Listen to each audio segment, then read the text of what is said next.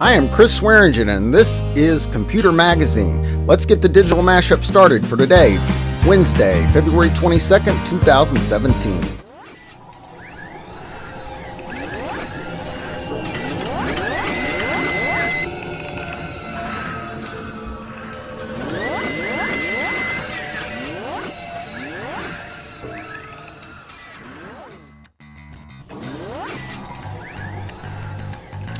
So, today on Computer Magazine, Comcast gigabit service that might not be all you hope for.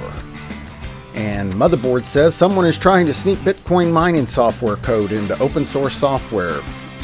Well, this sounds like the hidden SETI at home type service slipped into software that I've expected for years that hackers would do, since they wised up over the past few years of just doing pointless vandalism and began to do profitable attacks like ransomware and extortion and so forth.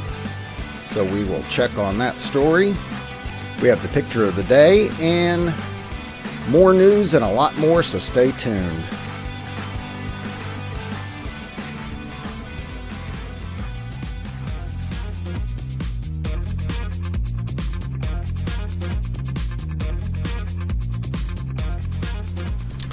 So, from Gizmodo, Comcast's new gigabit service isn't the internet of the future you've been waiting for. Everybody wants faster internet.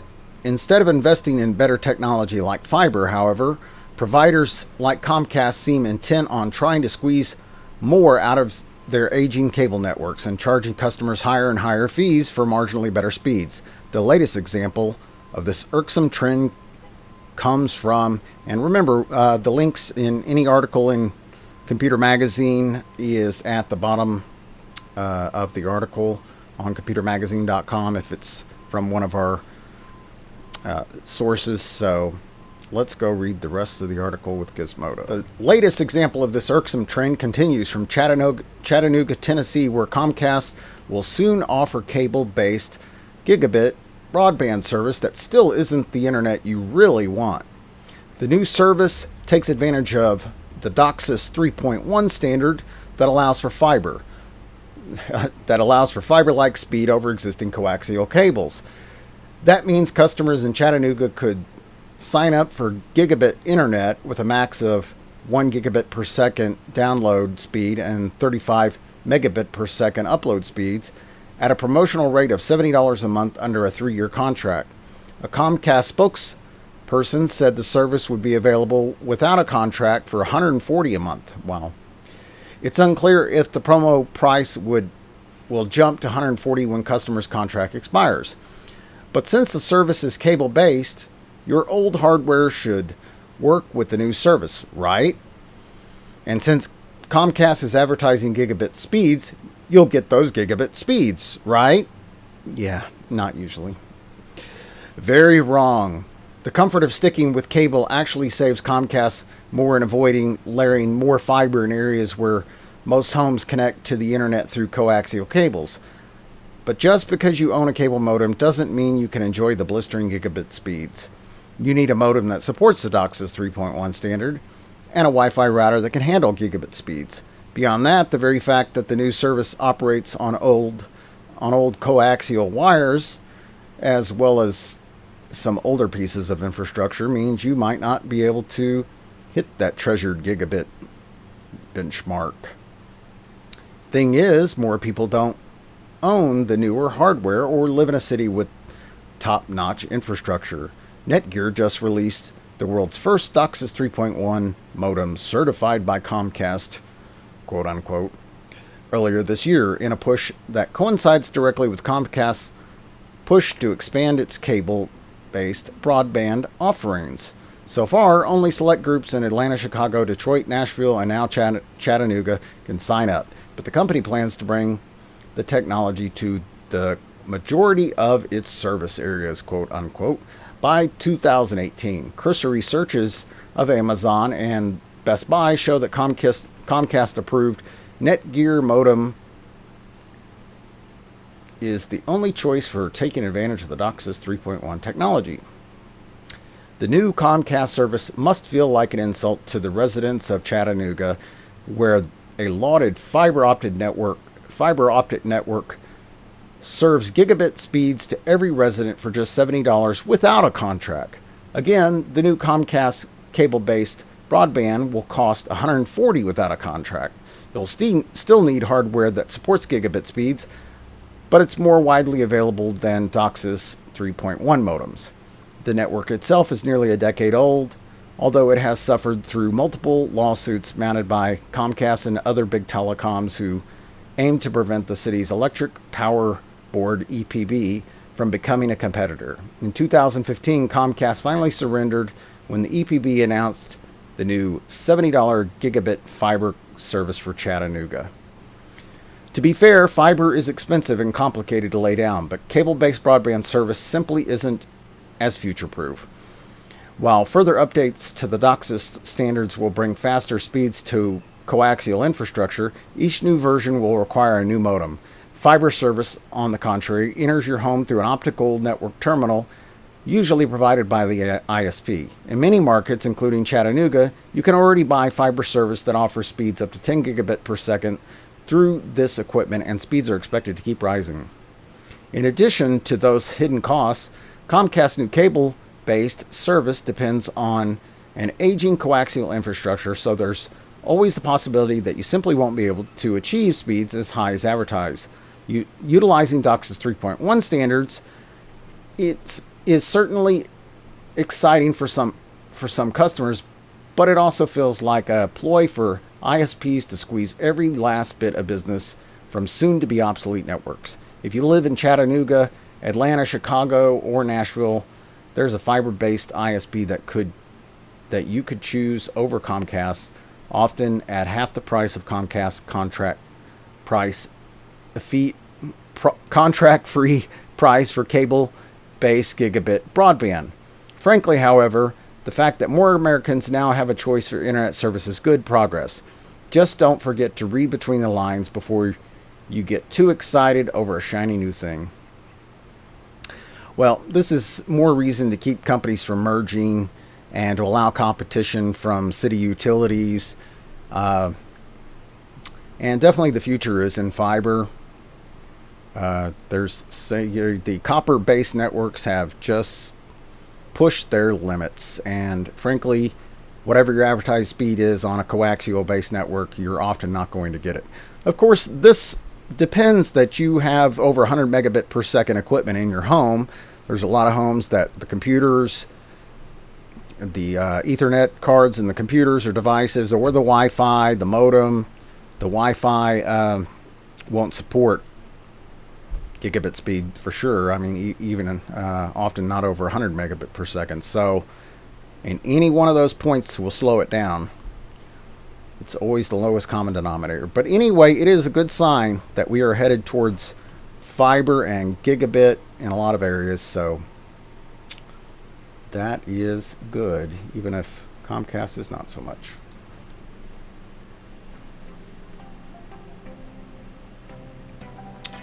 Well, now from Motherboard. Someone is trying to sneak Bitcoin mining code into open source software. There have been some pretty creative attempts to mine Bitcoins using unconventional means over the years, from light bulbs to web browsers, but now there appears to be a new and malicious method, sneaking Bitcoin mining code into open source software. If successful, this attack would mean that anyone downloading open source software implanted with Bitcoin mining code could be unwittingly expending computing power and electricity to generate Bitcoins, presumably for someone else. A single Bitcoin is worth more than $1,000 at the time of this writing. Well, frankly, I think this has been going on for some time. I think people probably figured this out long ago to do. So some of those viruses that you might have might in fact be programs, and misbehaving programs might actually be doing this behind the scenes. Here's what we know. Over the weekend, Russian open source developer Alexei Palaschenko tweeted that his online code repository had received a request to add code to his project from a mysterious account on GitHub, a site for developers to code together. Y'all probably all know about GitHub, but if you don't, it's a way to share and manage your code online. There are a few people contributing to my project, and I want to increase the numbers. So at first I was happy. Wow, a new contributor, totally out of the blue. But not someone I asked to contribute, Palashchenko wrote me over email. But when he clicked on the account, he saw that it had already been banned by GitHub. This is when he became suspicious, he wrote. Pull requests are the mechanism that developers use to request that their code be added to a project and need to be approved by the main coder. There is no way I would accept it. The code base is small, totally from a different area, he wrote. Basically, his project was small and it had nothing to do with Bitcoin, and so the request stuck out. Palashchenko, I hope I'm pronouncing it right, you see the name too.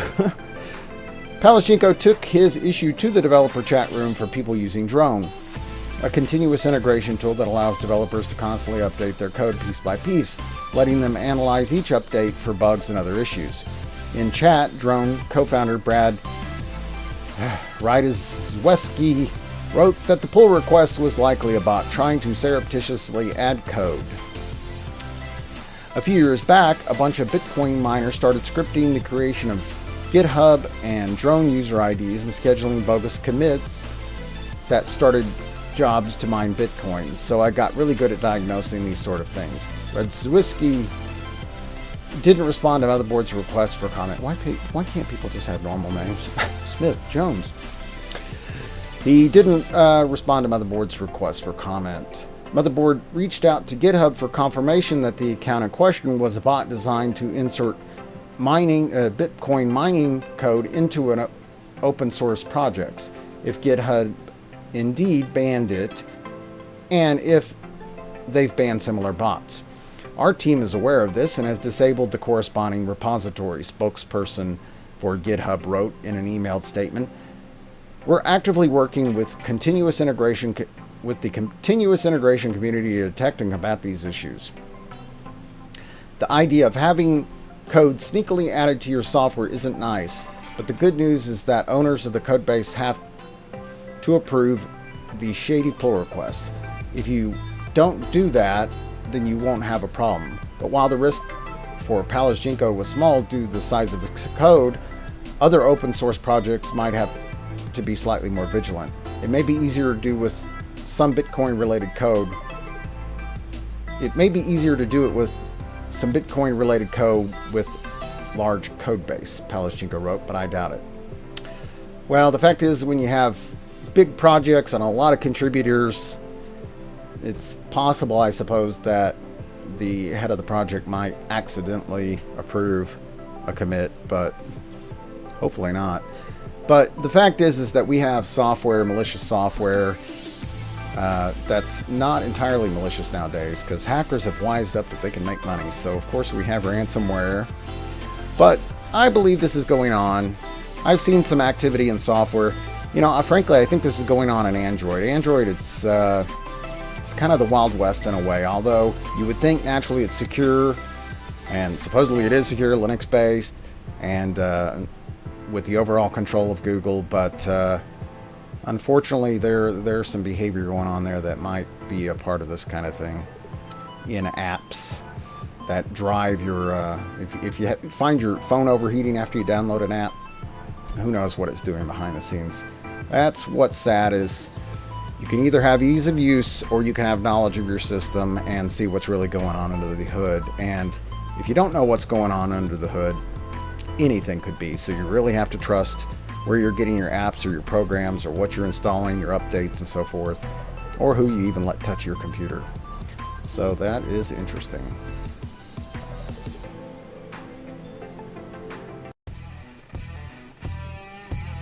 Hey fellow geeks and wannabe geeks, we work hard here at Computer Magazine to bring you all the technology news on the web. Please subscribe to our YouTube channel at youtube.com/Computer Magazine. So the picture of the day comes to us from Gerard Thompson of Charlotte, North Carolina. He emailed this to me, and let's take a look at it. It's pretty funny. He says he works in computer tech support, and this represents his job. So it says Computer Technical Support Hotline. And the guy says, defragment your hard drive, reinstall your operating system, update your drivers, and buy more memory. That will keep you busy while I figure out what's wrong with your computer. Well, having worked in tech support and owned computer stores doing computer repairs, I can say, yeah, okay, I can relate to that. Pretty funny.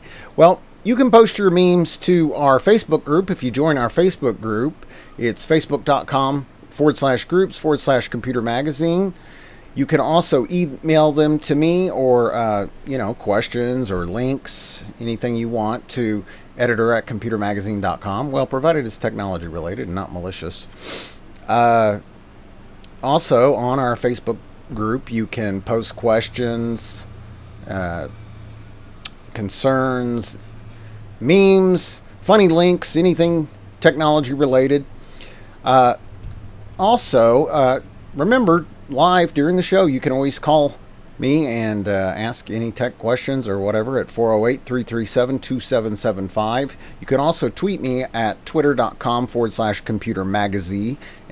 That's computer, MAGAZI. It's a letter limitation of Twitter. And also, live during the show, go to computermagazine.com/chat and join me in the chat room and other people who are watching the show and participate in the conversation. So we all know how delivery drones have been making the news for the past, couple of years at least. Amazon was out in the lead on that. And, I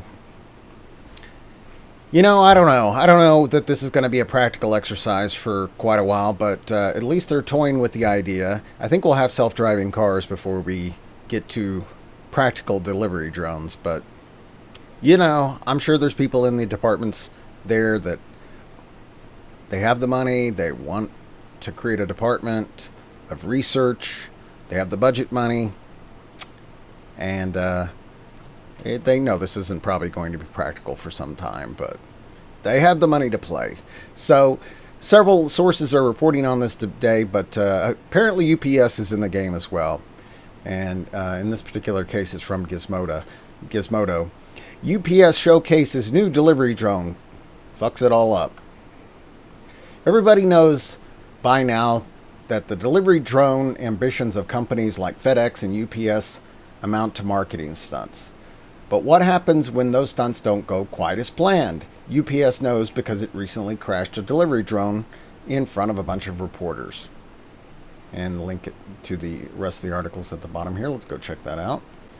Dreadfully named the Horsefly, the new UPS octocopter docks with a fancy hybrid version of the iconic brown delivery trucks. The whole process is kind of neat.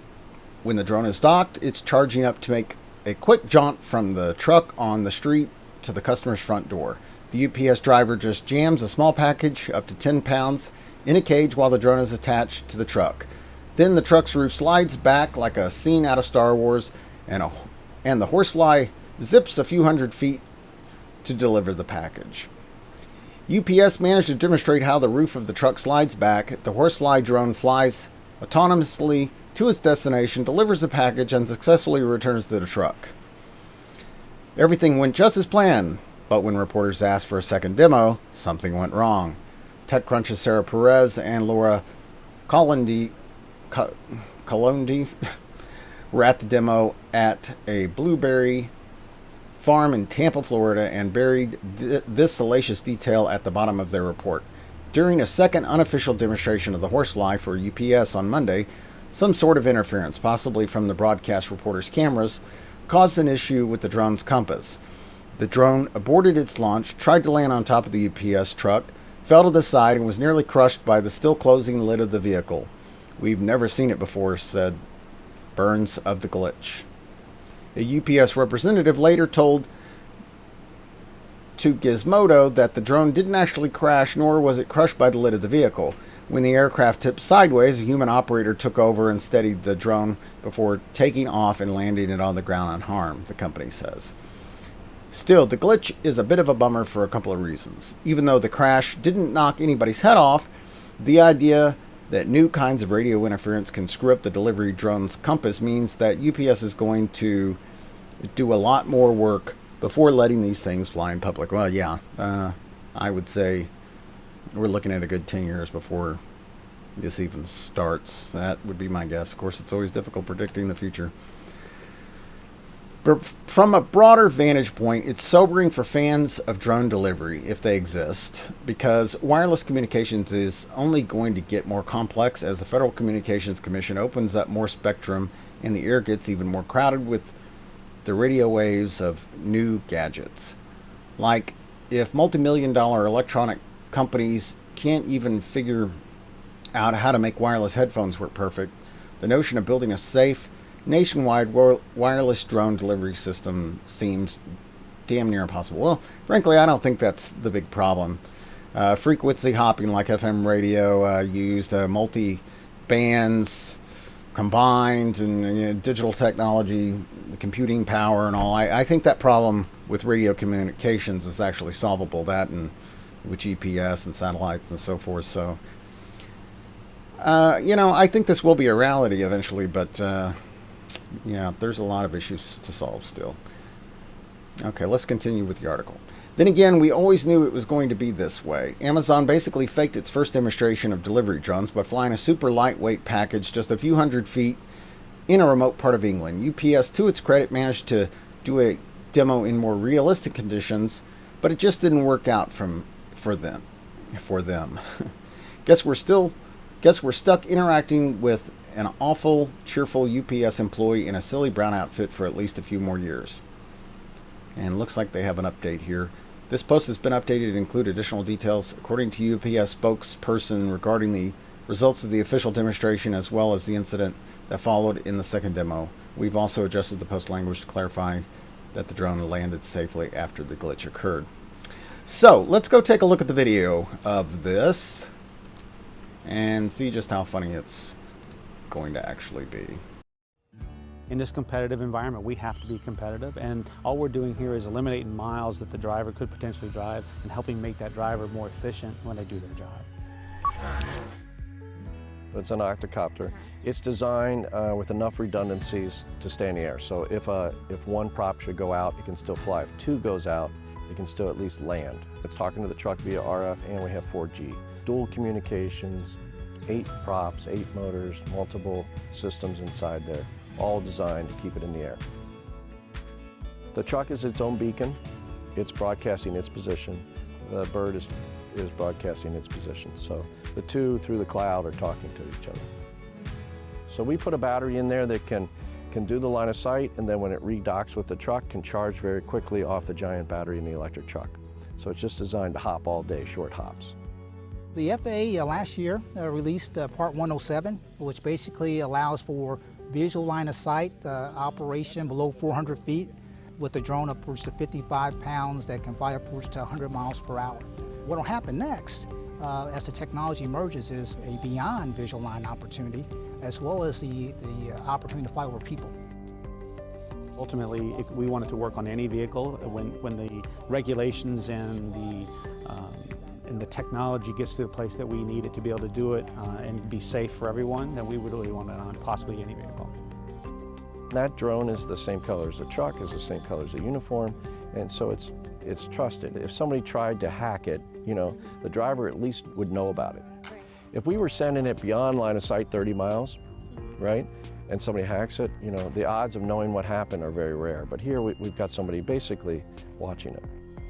In the end, the whole thing is software, right? And the key to keeping it safe is to keep them talking constantly all together. Our main server is watching everything. Worst case, if we lost 4G, then the truck is broadcasting an RF signal. It can grab that and return to truck. The driver can take control at any time. It runs fully autonomously. So to have an autonomous route that all of a sudden the driver could take and say either recall it with one button push or navigate it back in case the driver saw it was having trouble somewhere. This is the first live test, right? So now that we've successfully made it through this, we'll just continue to develop and refine. Well, sort of. What happened there with the... Yeah, I don't know. We tried to do, for for the photographers, we try to do a kind of an augmented, quick, non-traditional delivery, and something went wrong. We probably shouldn't have tried something weird like that with everybody watching, but we were trying to accommodate you guys, and something went wrong. Right now, we're still evaluating the technology. It's all about safety for us right now. We're obviously sticking within the regulations, but safety is the key factor. We have to make sure that our customers, the general public, and our employees are all safe. So when it's safe and it's ready to go, we'll be ready to use it. So yeah, very interesting. Yeah, I think with 5G, with multiple cellular pathways, with the computing power to combine all of these separate communication channels and GPS and everything, eventually this will be solved. I don't think that's the main issue. I think urban areas are going to be difficult, and battery power. Yeah, there's so many issues, and safety. You know, the first accident that occurs, one of these companies is going to get sued out of existence, or to the tune of multiple millions of dollars, and they're going to put their plan on indefinite hold. And so, you know, who knows how soon we'll have this, but I do believe eventually it'll be worked out, maybe in the next 10 or 20 years. Autonomous cars, even flying vehicles like the Jetsons, eventually will be here, so the future is coming.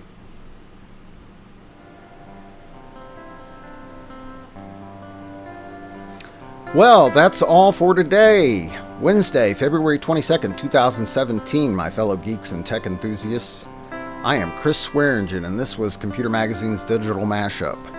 Make sure you come back tomorrow and we'll go over even more technology news from across the web. In the meantime, remember to check out computermagazine.com, because we are here updating it 24/7. With technology news, and there is more on there than you can read in a lifetime, even if you are the ultimate nerd like me.